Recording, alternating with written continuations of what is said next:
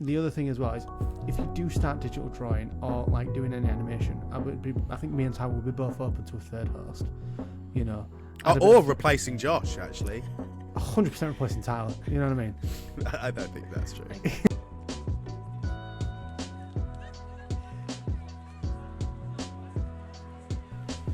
Hello and welcome to another episode of Code and Colour. Here we discuss all things video games, animation and digital drawing.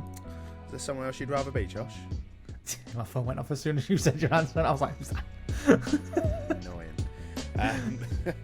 I am the fully always focused, never distracted by my phone host, Tyler. I am the guy who has ADHD, and Tyler is very much aware of this, that my brain works at 500 miles an hour. Don't you know, play the picking ADHD card. Picking on a mental illness. Yeah, that's what he's doing. God, if anyone soundbited that, you know what I mean? Such a wild Josh. thing to say. Yes, I'm your loving host, Josh. Hello, everybody. Well, after that, I don't really want to ask, but I'm going to. How you been, buddy? I've been I was going to say something else then, but I forgot that I'm on the pod. I was going to say I was something deep in Starfield, so I'll just say I was neck deep in Starfield. Well, I've just said balls deep at this point. I've been balls deep in Starfield. It's a great game. I have my reservations about. Yeah, I know, and it upsets me every day. So I have completed it. I can't talk about it. I've been enjoying it. I've literally only played Starfield, and that's it really. I've just been doing that, and I started watching Elemental, and I got about an hour through, and then conked out. Yeah. It is bizarre that absolutely nobody's in it. It's not that nobody's in it. They're just gone for a smaller cast. Yeah. No, there's literally no one in it. Like I know the guy that plays the water dude. I thought the water dude was Huey. Who's Huey? Huey, it's not Huey. I'm going Huey from The Boys. Jack Quaid. No, it was. Have you seen? There's a TV show called like Archive 51 or something. It's a Netflix show. He was the main character in that. But I can't remember who the girl is, to be fair. But yeah, it definitely is not exactly an A-list cast. But yeah. Yeah. How have you been? Yeah, not too shabby. Just having a cup of tea. We're recording later than we usually do because we've got an exciting episode today. But before we get into that, I have been playing some Starfield. Not finished it. I did finish the Vanguard mission. Good, innit?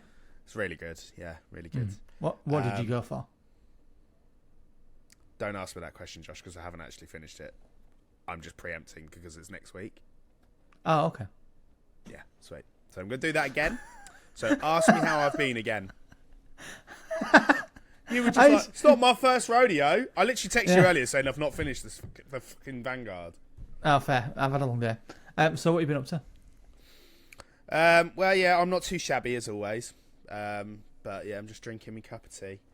Because we're recording later than usual because we've got an exciting episode for you today. But before that, I have been playing a lot of Starfield also. Not finished the main story. I'm kind of doing it out of spite, Josh. But I have finished the Vanguard. Really enjoyed it. Loved it. Nice. Great story. Yeah. Oh, yeah. You did. You asked me the other day. You were like, or no, you sent me something the other day that was like the Vanguard storyline could have been the main story, and it definitely could have been. It is a far 100%. more like, not that the main story isn't interesting, but the Vanguard story is really interesting, and just very action driven, which is insane. What else? Oh, I've been doing a lot of drawing lately. Drew a picture of Samurai Jack. I've gotten into these geometric style shapes. Then I did a really, really good piece of Spider-Man as well that I've spent the best part of a day doing. Yeah, lovely. Yeah, it's really cool. I'll put it on the screen for you. How about that? There you go. Next, nice. where Bulbasaur currently is, there'll be a picture of Spider-Man. But yeah, that's pretty much it. But this week we are doing part 2 of our series of our children's animated TV shows, sort of focusing on a lot more adult themes than they should be. and we're kind of going for a bit of a lower demographic in terms of the animated shows. Josh, I'm going to hand over to you. So when we spoke about it last week, we were talking about it being, teenage things that, are sort of catered towards more adult audiences, 10 to 12 being that sort of adolescence kind of thing, and catering towards a more mature audience with some of the things they take, and some of the creative decisions that they make. But what I found is, newly becoming a parent, that the people that you surround yourself with talk about certain TV shows that show their kids every day. One being Bluey, and how I have all of a sudden, come across this little blue dog. Do you know what's funny? Yeah. I had never heard of Bluey before we started doing this show, and you told me about it many, many episodes ago, and now we're doing an episode around it. We are, yeah. Because it pops up on my Instagram, find these little Easter eggs in Bluey. Oh, it's so much better than this other one, Coco Melon for this, and Peppa Pig. And there's a real sort of demographic for parents who are like, I prefer this because of X, Y, and Z. And usually it's because the parents can relate to what's happening on the screen for their children. And I'm like, oh, interesting. Our toddler's becoming more adult as well as we're going along. Is Ren going to have a driving license by the time he's 10? Who knows? Definitely, he might do. But yes, we'll be looking into, I guess, shows that are a lot more younger, or for younger audiences than the ones we mainly spoke about last week. And Josh, we're not doing this alone this week, are we? No, I have a good friend of our family who is also a parent and a wonderful guest. She is an avid watcher of Bluey, and I wanted to get her hot take on it to say, I'm starting out. I will be starting out with Bluey and getting that first-hand experience of it soon when Ren gets a bit older. But she's had 2 years of it, so shall we bring her on? Shall we get into it? Well, why don't you tell our listeners what her name is, Josh? Well, I was going to do it when she came on and go. Yeah, her name's Jessica. She goes by Jess. Yeah, she goes by Jess. So let's bring Jess on. Shall we get into it? So you might have noticed that Josh and I are wearing completely different clothes. Basically, fun story. The intro that we recorded was ages ago, but we're having to do this again because we had a few technical issues, and we purposely sabotaged the old recording just so we could get Jess back on again. So without further ado, I'd like to introduce our guest for today. Jess, welcome. Hello. Again, but to our listeners for the very first time. How are you doing? I'm good, thank you for having me back. What do you mean back? This is the first time we've ever seen you. Jess, come on. This is play the game, Jess. Podcasting 101. You've not been here before. Where am I? Yeah. What is this? Who are these two people? Nothing is real. You've not been here before. We're not asking these questions. In Jess's defence, we're going to try and keep this as organic as possible. We, as professional hosts that we are, have both forgotten the questions that we asked the last time, so we're going to try. It is what it is. We semi-rehearse or semi-prepare for our shows, but as Josh has said before, it's our pod. We do what we want, right? And we just, we wing it, and we don't wing it, but there's an element of winging and an element of preparation, so we prep or wing it. There's an element of wing and there's an element of it, and we do both. We prep a wing. Yeah. So, we prep a wing. So, Jess. So, go on, Josh. Go on. You go. No, I insist. No, you go. You go. No, I do actually insist. You go. Yeah. So, Jess, how are you? I'm very good, thank you. Good. That is all. Tara, you can continue. I'm joking. Okay. So we're going to talk today about animation, and we discussed last week that we thought the animation was becoming a bigger. I'm anxious about it. With the animation was becoming more adult, and I thought when I was watching Mona and certain other things like Puss in Boots and violence and stuff coming into animations that were not the fun police, but I did actually think that it goes deeper than that, and that it goes to more sort of the toddler side of it, and young children are watching shows like Cocomelon, Bluey, and what's the dog one? The dog one. What's it called? Oh, Hey Dougie. Hey Dougie. Hey, Hey Dougie. Dougie. Yeah. Hey Dougie. And there Which is. I didn't know. I shouldn't know the answer to that. Yeah. I'd never heard of it. Yeah. If you get a chance, Google Hey Dougie and tell me it looks like something. You know. Moving on. Josh thinks it looks phallic, and that's as far as we're going with that. It does. It just does. That's anyway, as far as we're going with that.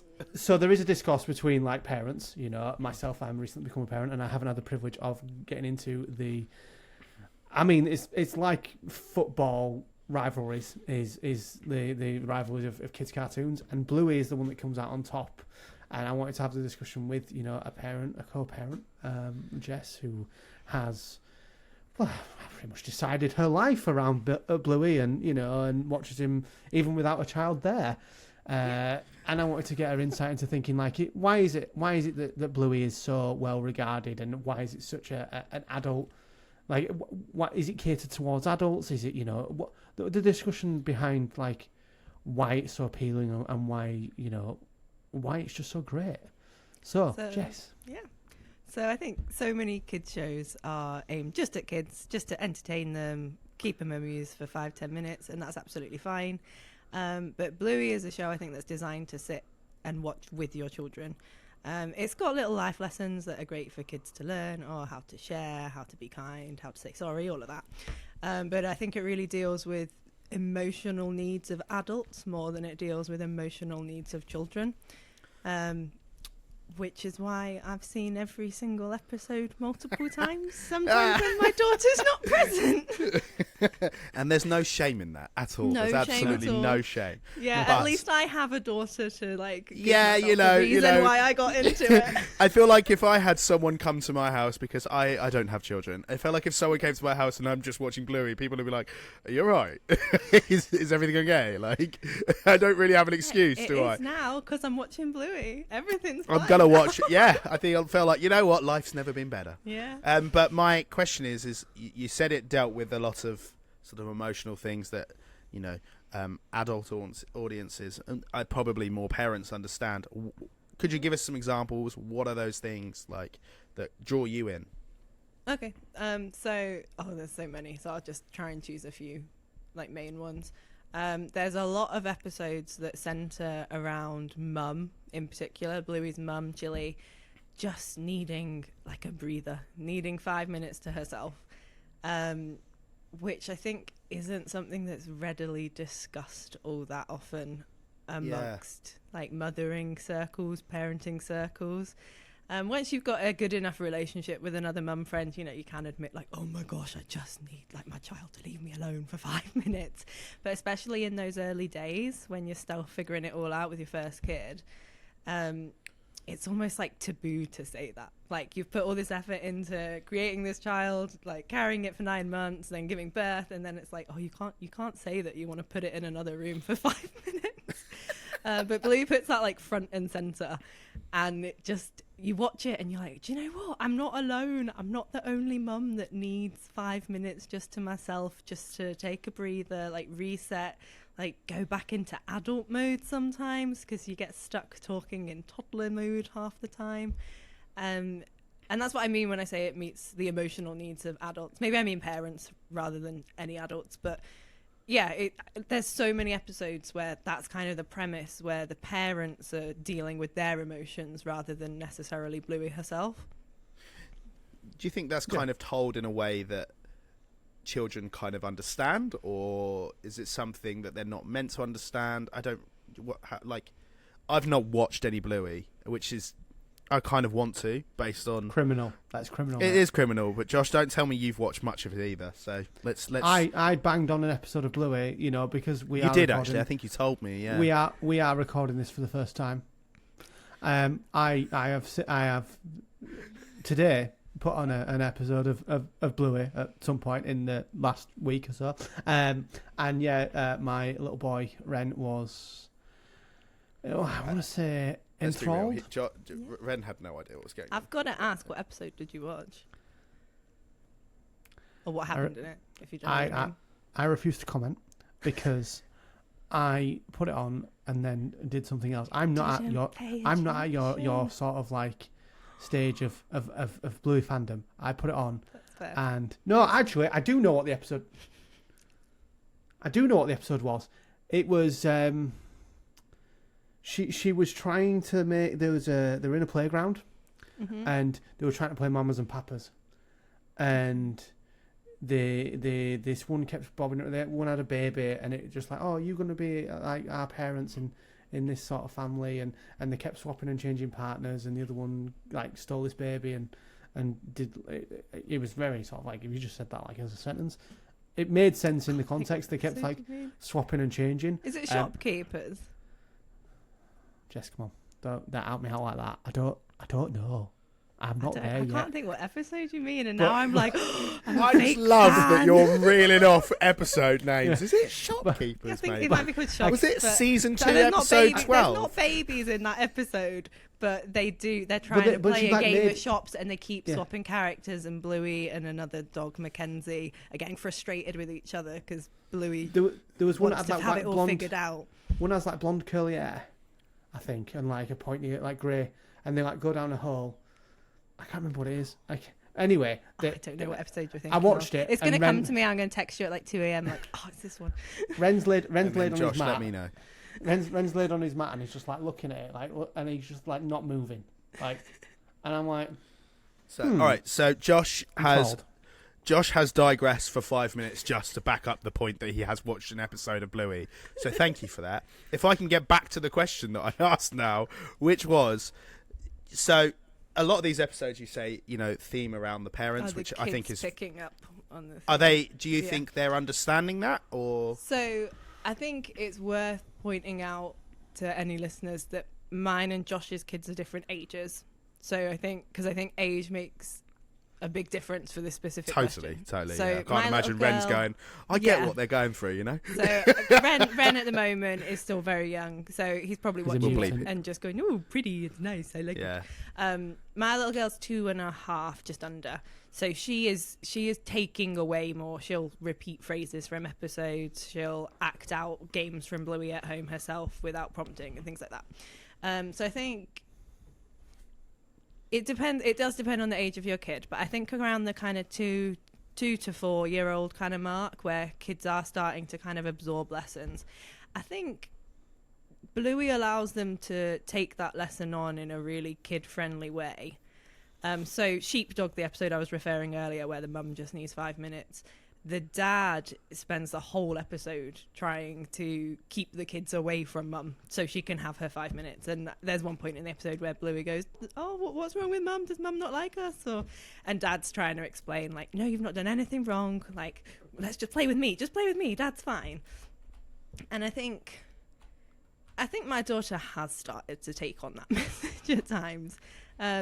All kids, I think, go through clingy phases where they prefer one parent to another, and it will swap and change. And some weeks my daughter loves daddy most, and some weeks she loves me most, and some weeks she loves a grandparent most, and those are the worst weeks because, hello, I'm right here. But, but I think things like Bluey, watching that on Bluey, I think does help her to understand when my husband says to her, come on, just give mummy 5 minutes, mummy's going to be back in 5 minutes. And also seeing the dad on Bluey support mum in that as well, I think is really important.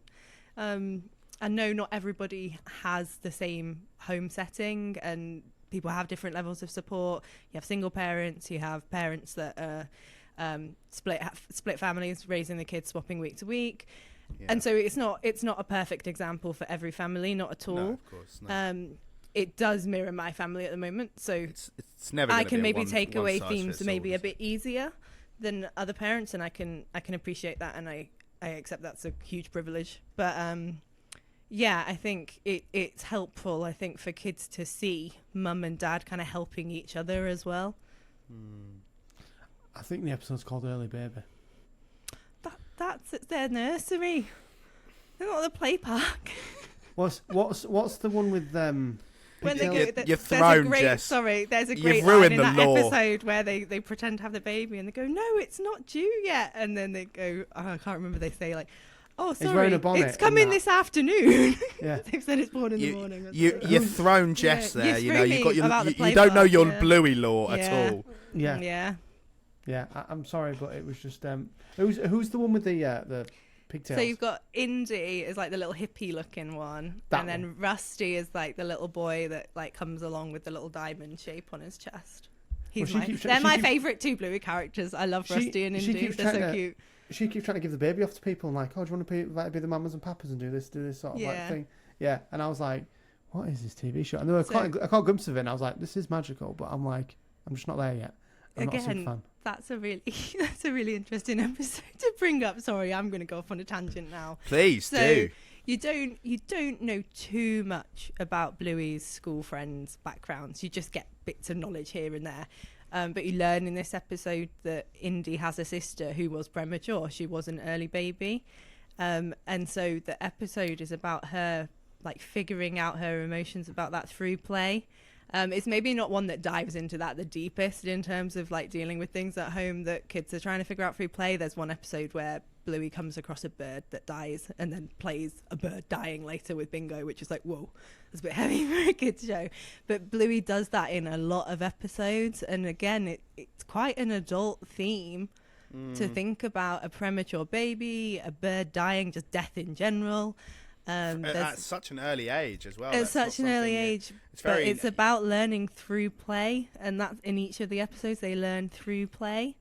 All she's doing is like telling her school friends like, this is what you do in the early baby. It goes in an incubator, but she doesn't know what it's called, so she says it's like a fish tank looking thing. And it's a very sweet way to kind of normalize what a lot of kids might actually be going through at home. Yeah. It sounds like Bluey has really cornered the market on how to target their audience, being children, and how to really, engage them in some life lessons that might set them up for the early years of their life and kind of understanding how the real world works from their perspective, right? Mm-hmm. And obviously that through the idea of play, seeing a bird dying, I guess that is something that they'd understand from their perspective, whereas we're used to it in a more sort of us older people are used to it from a more mature understanding or kind of a darker sense of understand. Bluey seems to have been getting this right. Do you think we're seeing this in any other sort of shows aimed at that generation or that age range? Sorry, or do you think Bluey's kind of like? I mean, I already know that you're like Bluey is the front runner here. I'm a mega fan. Are we going to talk about the squeaky pig brat? Oh no, we hate Peppa Pig. I don't know if it made it to the recorded version last time, but yes, we've done this once. Yeah. Oh, sorry. Jess, well, I don't want to be the one to say it. Are you a psychic? I don't understand. Peppa Pig is a brat. Oh no, that's not what we said. No, Peppa Pig's a bitch. Peppa Pig is a bitch. Peppa Pig is a bitch. We've established she is a full bitch. Peppa, get in the bin.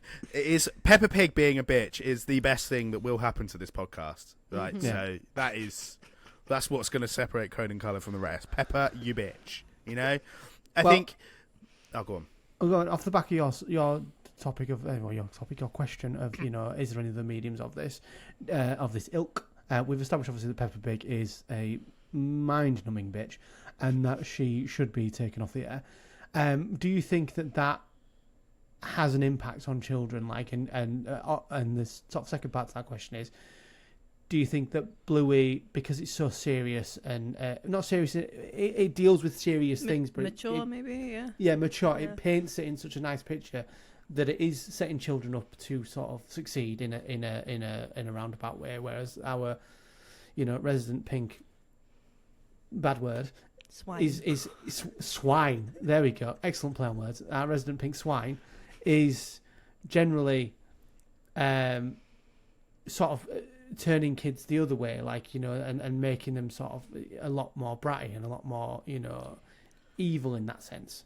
So I think kids always pick up stuff from whatever they're watching, whether it's a movie, TV show, whatever. I personally do think Peppa Pig is quite a bratty character. I think she doesn't have that many redeeming features.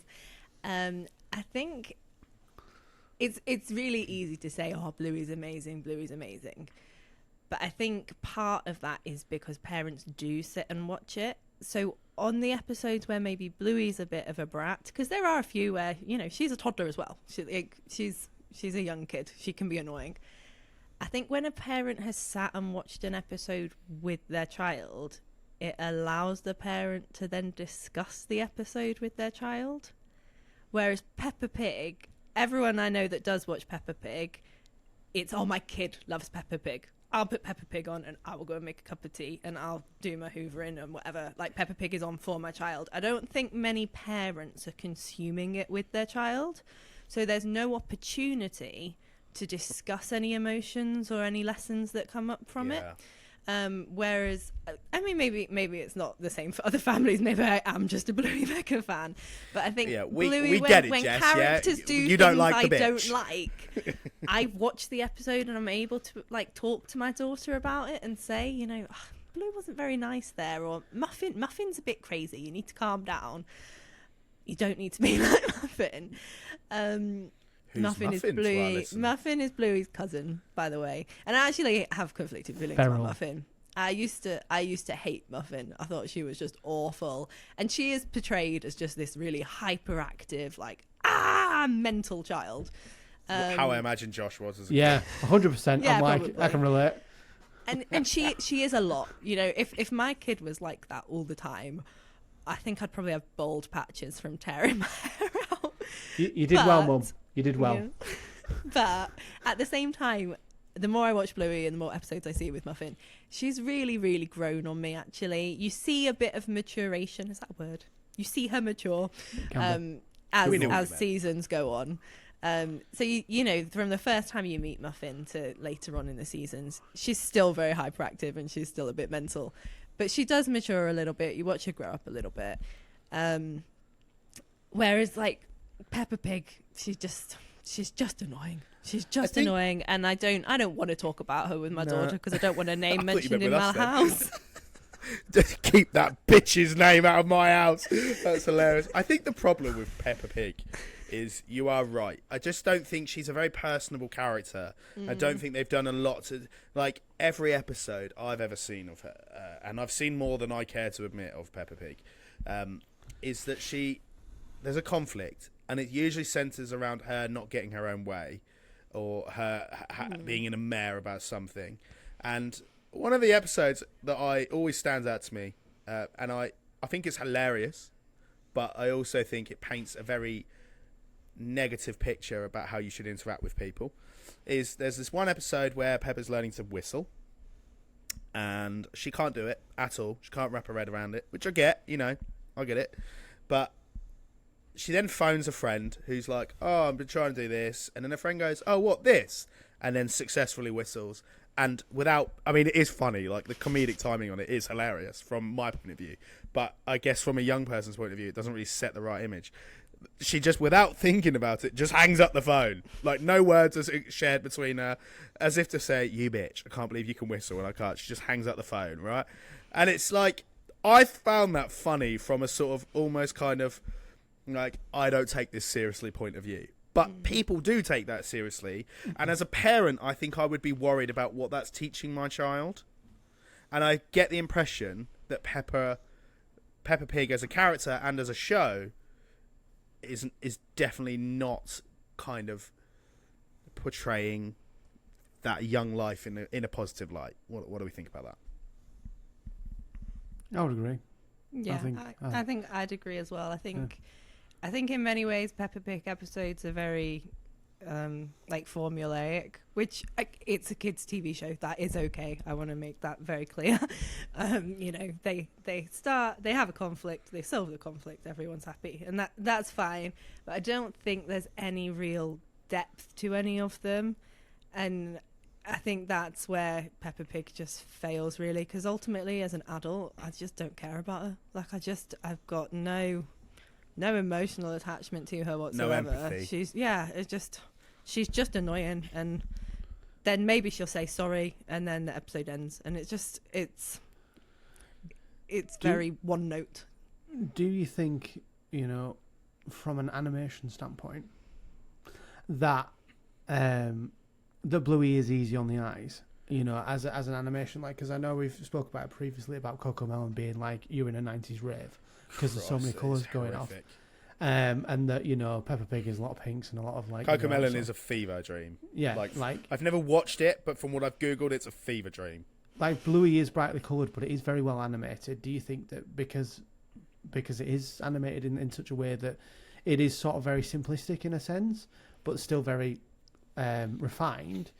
Do you think that reaches children in a more better in a sort of easier sort of entry into their minds, rather than something just hammering them with like loads of colours and loads of pinks and loads of like random like blues and greens like with Coco Melon? Do you think that it connects to them a bit better? Yeah, I certainly don't think Bluey's as overstimulating as some other like children's shows or YouTube videos. Yeah. I'm gonna be really honest here. There are people who are trained to, you know, look at what's overstimulating for children. I've never Googled where like Bluey would fall on the spectrum, because I'm really scared in case they said like, oh, Bluey's actually like a bit too like fast paced in terms of like framework for little kids, because then I'd like have to take that information and make a decision about whether I still want to expose my toddler to it. So I'm choosing to live in willful ignorance. But as an adult, at least, I don't find it particularly overstimulating. I think it is quite a chill style of animation. Like I said, I'm not trained or an expert in kids' brain activity, so I don't know whether some people would argue that Bluey is overstimulating. Personally, I don't think my daughter acts like particularly overstimulated or hyper after watching it. So that's just the attitude I have in my house.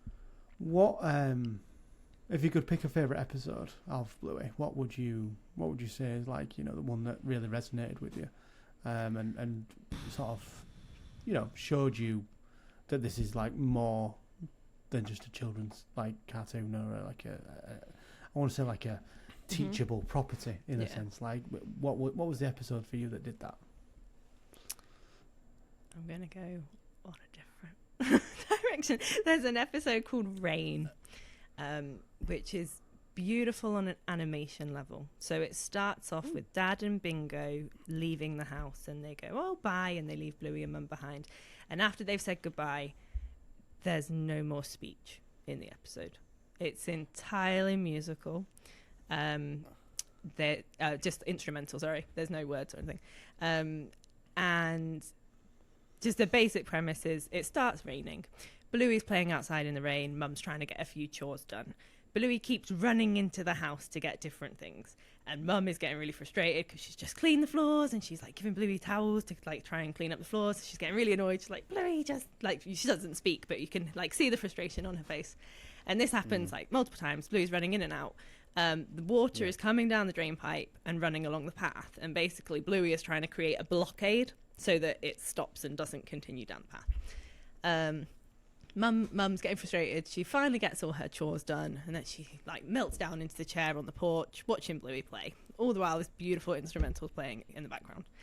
And then Bluey runs out of toys, and there's about this much space left, and the water's going to go around her toys, and she's not going to create her barricade. And you see Mum watching, and you see Mum thinking, and you know what Mum's going to do. And she gets up off her chair with her umbrella, and she goes and puts her feet down so that she's part of the barricade as well. And she joins Bluey on her level, and she joins in and plays with her. And then she doesn't quite finish the barricade, and the water's still coming. And there's this moment where Mum is there, and she casts away her umbrella. And she gets wet from this pouring rain, so she can put her hands down as well. And then just as it's about to stop and you're going to see them complete this barricade, the rain stops, and it all starts to fall back towards the house. And Mum says, again, it's just, you don't hear it, but you can know what they're saying. They say, Mum says, like, leave the toys. We'll tidy them up later. Don't worry. Tidying up is not important right now.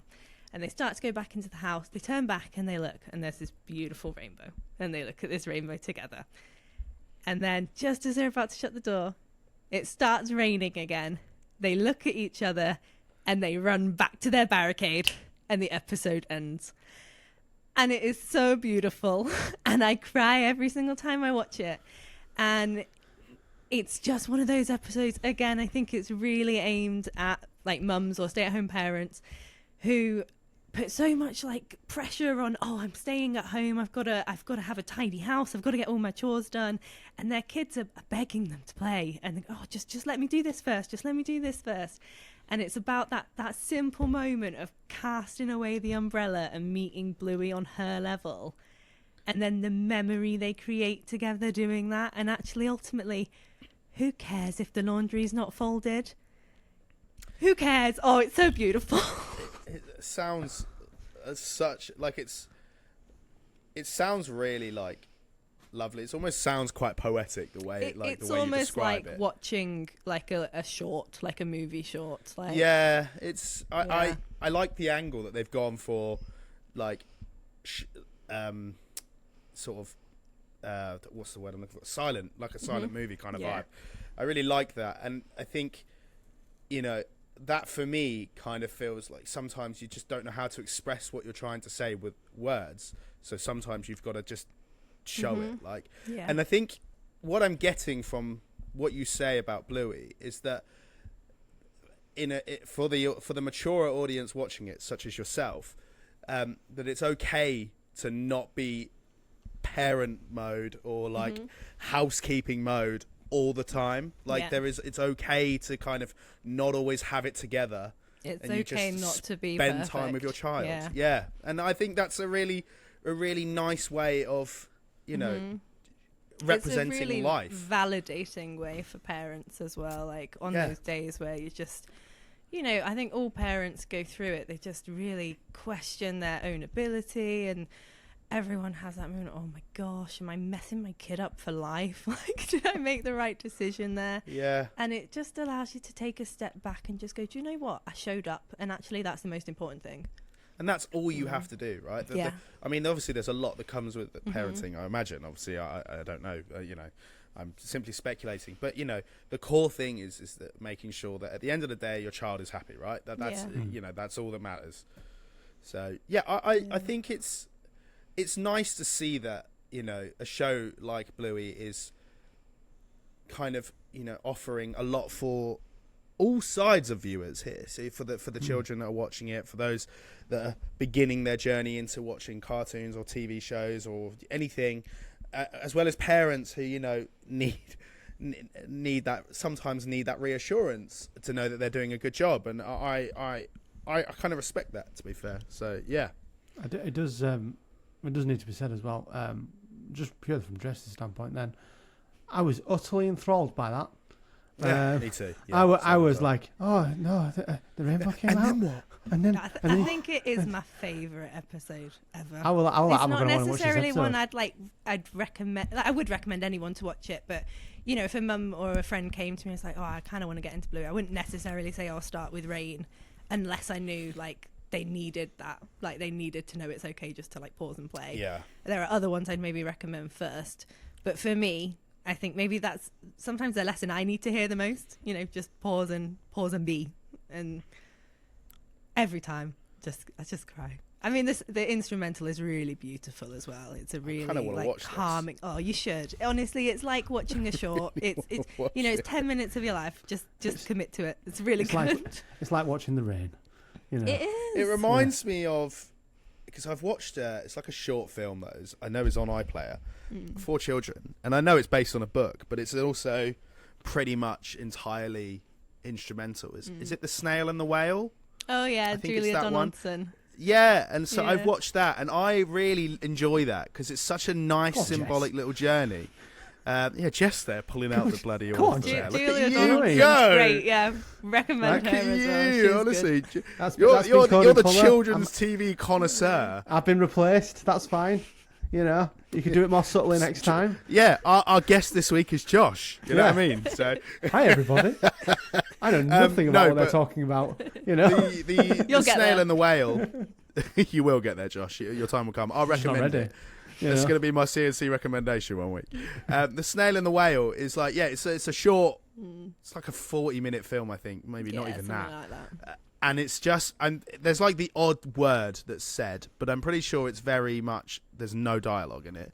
And it's such a beautiful story that's told through just beautiful visuals and instrumentals. And I think it's such a really interesting way to kind of enjoy a story these days. And it's like, because sometimes words can be, I guess, sometimes it's a lot to take in, especially if you're younger.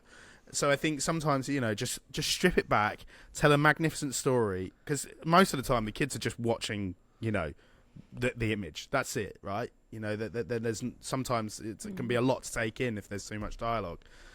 So yeah, I think I love that. I think that's a really cool idea for an episode. So yeah, that gets my vote. I'm sorry, you go first. Oh, I was going to say I have a closing thought about that as well, with regards to the side of Bluey and yourself being a young mother, which I only found out you're only like a couple of years younger than me, which is, I was like, I thought you were like 5 years younger than me, but you're not. So I'm going to sit happy on that, knowing that I am like 5 years younger. How old are you? 27. No, you're not. Oh yeah, you are. I'm 32. Yeah, you're about 10 years younger than Josh. Yeah. So take that back. Anyway, the cartoons you used to watch as a kid and the things you grew up on, would you say that, being that they've evolved, so aggressive this thing today, would you say that them being evolved to nowadays, for your child, is better than what you had as a child? And can you... I can't even remember what we had as a child. Like at a very young age, like Teletubbies, which is a nightmare fuel. Horrendous, yeah. Like Tweenies is what I remember from my brother. I used to love that. Was a bit old. I had the I think Tweenies was like definitely computer game. Oh wow. Okay, yeah. Teletubbies. What else did we even have? I don't even remember. Bob the Builder. So I used to watch, yeah. but like so many of my friends never watched it, so I don't know whether it was like Love Bob. actually before my time and my parents just had it on video. But I used to watch the Wombles a lot. I used to love. The Oh Wombles. yeah, I could never get the into Wombles Wombles. are but I great. know- Tyler yeah, is a Womble. Tyler is the human version of a Womble. But I Why am I actually, the when I human? I tried You're to just YouTube big and the cuddly. Wombles because I was like, oh, I'll watch the Wombles with me, and it was quite hard to find actually. But I found a few episodes on YouTube. It was so boring. Like, why did I like it as a They kid? didn't age well, It did was they? just These like- shows. It was just Yeah, so it's boring. It was so terrifying. dull. I don't know why. Bob I the liked Builder it so was a much. classic though. Spud was a menace. Fireman Spud was a Sam. menace. Fireman Sam was good. Fireman Sam. Oh yeah, Fireman Sam. Yeah. Oh wow. Postman Pat. They've changed a What's lot. interesting about the violence in cartoons, and it's Bingy. probably aimed a little bit older than toddlers, but I used to watch Tom and Jerry all the time when I was little. I used to love Tom and Jerry, and that was pretty. Maybe But it then didn't they show the outlawed- violence, but it certainly outlawed- implied violence a lot. It's Tom and Jerry is certainly of a Yeah. time, like an era, right, where people were watching Looney Tunes. Early episodes of Looney Tunes had guns. Like you had what was his name? Yosemite Sam. Yosemite Sam, yeah, had was using shotguns and things like that. You don't get that anymore in kids' TV shows. Yeah. They've definitely evolved. Like Josh is right, they have evolved. But I can't really remember what your point was, though. Josh, Well, to do be fair. they evolve, like, because from what we watched as children, we didn't watch something as educational as Bluey, and it hasn't done us that much disservice. We've watched the most random things on the planet. Looney Tunes, Acme Corporation was our jam, but going back younger and younger and younger, there were programs that tried to sort of educate you on certain things, but they showed it in a sort of really adult kind of way. Like, what was it, Come Fly With Me with Maple the dog, and it was the Magic School Bus was kind of like things when you were like as a kid that would be teachable things. Josh is really showing his age here. Yeah, I am. Do you think that like Bluey coming in at a young age is better than what we had as a child, or do you think that the today's age group and children would benefit from some Tom and Jerry, from some Teletubbies, from some Tweenies? I have a thought on this, but I'm You going to go let first, you go Tyler. first. No, you go first. Oh. Are you sure? Yeah, Okay. you go first. I think the trouble is, right, is when we were kids, we didn't have like the internet at our disposal where you could easily access things that would give you those life lessons, or or be exposed to things that we perhaps shouldn't see, at our age. Like, but now it's so accessible, and so I think TV shows were a lot more daring when we were younger, because those were the only ways that we could learn the things that we need to learn. Whereas Bluey doesn't have, like, it doesn't need to do that, because, and I think that's why a lot of these shows cause a lot of controversy, because they perhaps tried to put things in them that might have been a little bit too mature for people like, but your little girl's age when we were that age. So I think nowadays it's like, okay, cool. There are other things out there that can perhaps, expose our children to those kind of darker or more mature themes. Let's focus on something that's going to just be a lot more user friendly.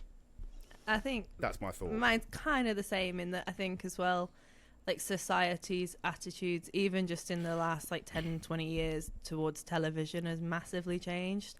So I think it was like very normal when I was growing up, like Saturday morning cartoons, you wake up at 6 o'clock, you go put them on, your parents would stay in bed. And that was just a shared like cultural phenomenon. Like everyone did that. Yeah. Whereas I think now, because of the internet and because people consume so much data in different forms, people are so concerned about what their kids are going to be watching. So like shows need to kind of calm it down a little bit, because otherwise people just won't watch it, or at least won't watch it on like a mainstream channel. They might find old things on YouTube or whatever. But and I think like there's so many parents I know that are very much like, oh, my child can watch like 30 minutes screen time a day, and it's not even about the content, it's the screen time. Like they can't just sit and watch a movie. Like if they watch a movie, they have to watch it over a week kind of thing, because they just don't want their kids sat in front of a screen. And that's fine. Like so many parents have different views on that, and that's not what we're talking about. But I think when that is kind of a key thing that parents are considering these days, like, oh, how much screen time do I want my kids to have? It means that they are more like cautious about what that screen time entails. Yeah, I like it. That you might have painted my thought a lot better than I did there, because that is exactly the kind of point I was trying to sort of relay there. But yeah, no, I totally agree. I think the digital age, people consume things in so many different ways that it can be very difficult to kind of, I guess, try and keep your audiences to one medium. So like you said, television, there's not as much of a demand to keep children in front of television, because we live in the age of the iPad kid kind of vibe, right? So here go, watch YouTube for 3 hours. And so I think by having something like Bluey, where it appeals to older audiences as well, and the parents are watching this show, they're going, okay, that's very inoffensive, but also it's a very informative sort of educational show at the same time. I think that's kind of what Bluey, from what I get, and I've not seen it obviously, it kind of seems like that's what they're going for, and they're smashing it. Bluey is a cultural phenomenon nowadays, right? It's crazy. Anyone got any other thoughts, feelings? Well, I think that we should wrap this up and go into our CNC recommendation.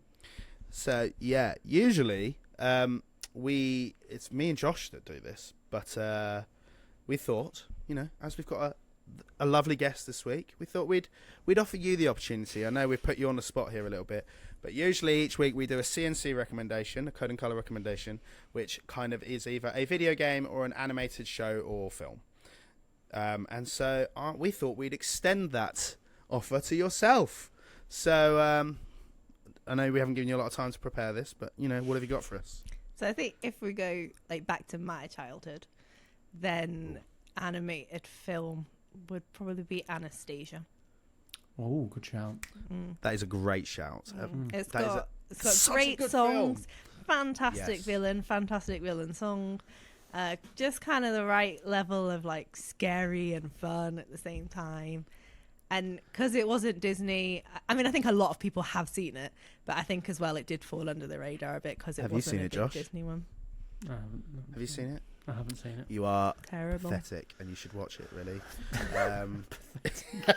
No, honestly, that is such a good film. It is not a Disney film, but it definitely. Well, it actually is now. It feels like one. Yeah. It technically is now. It's on Disney Plus. They own whoever it was. It must have been 20th Century Fox then. Pixar. No. It's not Pixar. Yeah. But yeah, it's definitely Disney-esque, and it was 20th Century Fox's answer to it. It is a great film. Honestly, I love it. Rasputin is a great villain.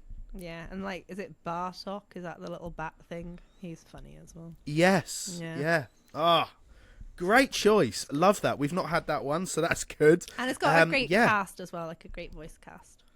Yeah, who's in it? Because that's important to Josh.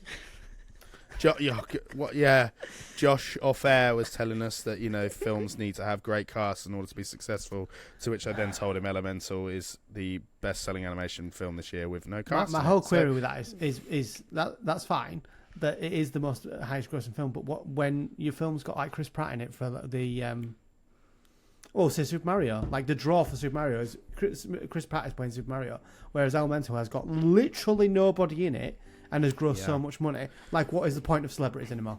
What's the point? Well, if you need a reason to watch Anastasia, this has got Meg Ryan, John Cusack, Christopher Lloyd, Angela Lansbury, Kirsten Dunst, Kelsey Grammer, if anything, in 2023, J.K. Simmons. If anything, in 2023, just loads of people. If anything, in 2023, that makes me not want to watch it because, you know, you don't need a really big cast to make a really good film.